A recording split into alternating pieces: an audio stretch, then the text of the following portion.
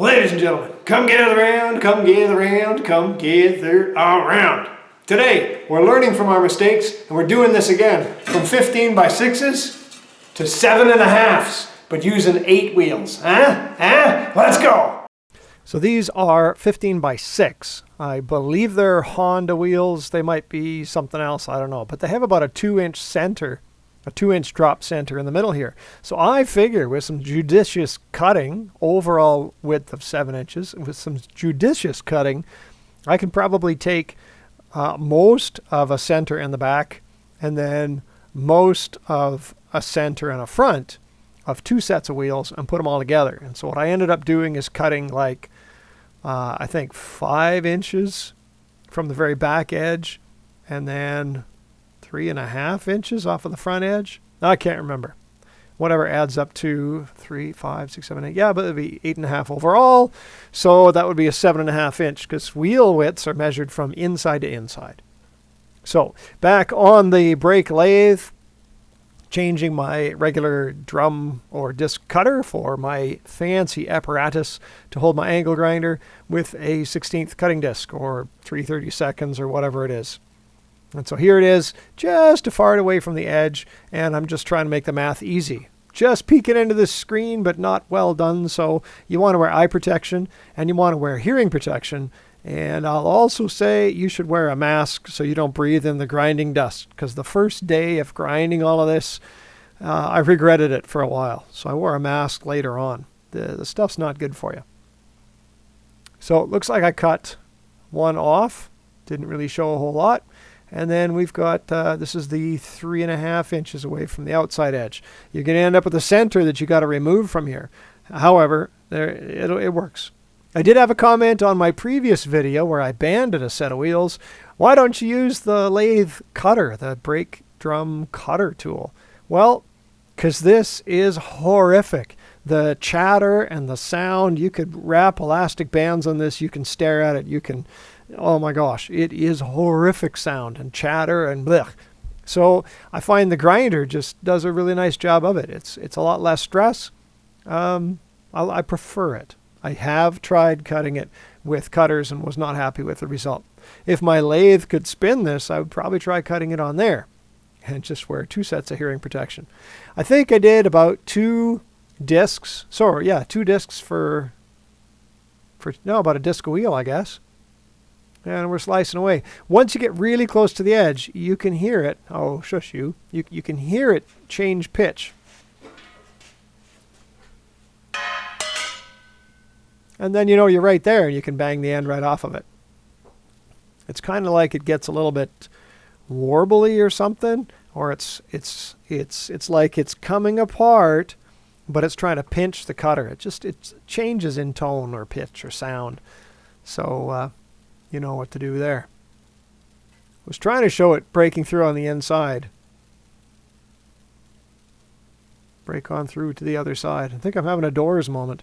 But it didn't break through. It would change pitch, and I don't want it to do something weird, jam, catch the blade, breaks. So when you hear the change in pitch, you know that you're almost all the way through. And you can take the whole thing down, smack it with a hammer, and they come apart nice and easily.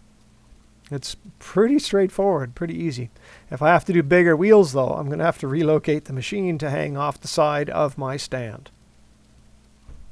I did buy a set of extra 18s to widen for my 61 Chevy pickup that you see in the background, but I don't have the real estate in the back fenders to do anything wider than what I have, so I won't. Or, I mean, I can go a 1/2 inch either side. It's totally not worth it.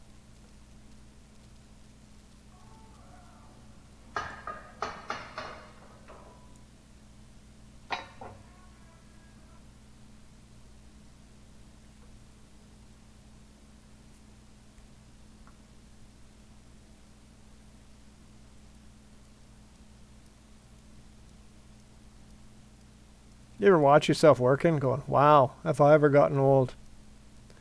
So now we've got to cut the center out, and they're just MIG welded here in 4 or 5 places. And I've cut centers out of wheels before. I've reversed rims. That's where you cut the center out and then flip the hoop around so the wheel sticks way out. Really changes the offset.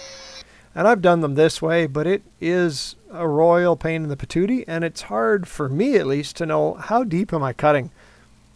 I didn't really like this. I wasn't looking forward to doing this, but it took quite a bit of grinding and grinding and grinding and playing with it and beating it and cutting it and beating on it and cutting it and until I finally broke through enough to get the center out of it. Wherever you cut too deep, you have to fill that back in with metal and grind it, sand it smooth again, which I had to do. This was the easiest way for me to get the centers out, and a quick way to book a new physio appointment, because this killed my arms.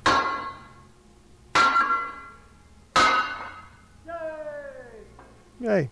Victory for me.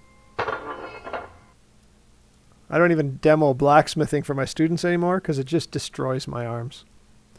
So I set the other outer onto what's left of the inner and back. See how it fits. A couple places I need to touch up. I mentioned earlier about where I cut a little bit too deep. And so I cleaned that up a bunch. And if you ground in too far, and it kind of looks like this is my first wheel that I did this on. If you cut in a little bit too far, you don't need a huge amount of weld here. We just want to get rid of any potential stress fracture. Like if there's a gouge in there, that's where it's going to fatigue and fail. So you want to make sure those are all filled in. It's kind of like polishing connecting rods.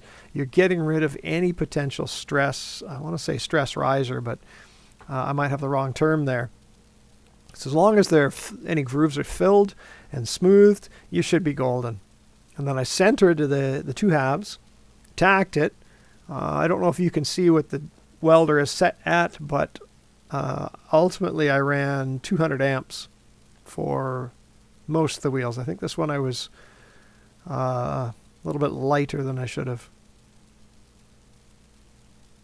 And then I've got the filler in my hand just to make sure I've got a nice little weld in there. And I think I used a pulser to make sure I got a nice little fit.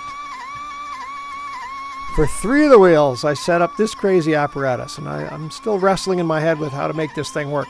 Annoying, but it did a much better job at cutting the weld off the backside.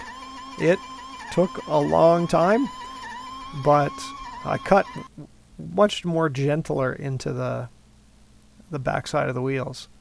Still needed a little bit of love on there because I was just getting impatient, but it didn't take a whole lot of work to cut through these. And then a little bit of medieval.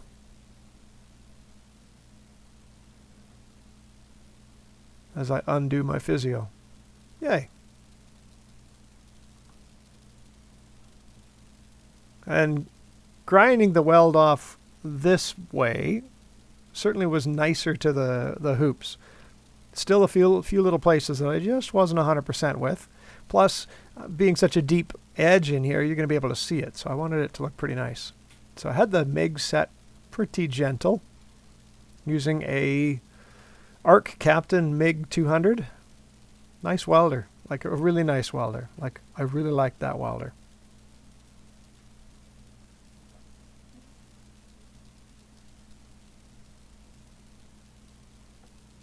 And then with all of the halves cut and centered, I just tacked them all together. And then that's a good time to call it a night and come at it another day. And here we are, fresh day.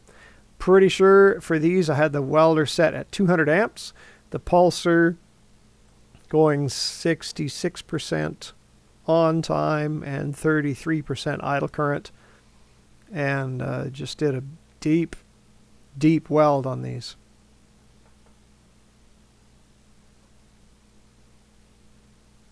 Stop a few times to sharpen tungsten.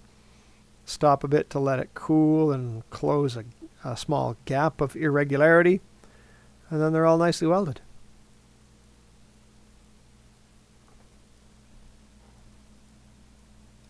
So we got a full set of 15 by 7.5. This time welded out of 8 wheels, cutting mostly half and then put together to make 7.5 unlike the ones I did last time, which were banded with a 1-inch strip. So these are 1/2 inch wider, should look a little bit even more sexy. Seems wasteful to cut up 8 wheels to make 4 wheels, and not being one to waste anything. If you know a market for some 15 by 3s, leave a comment down below. I'm sure we can come up with a deal. As always, thanks for watching, and take care. We'll see you again.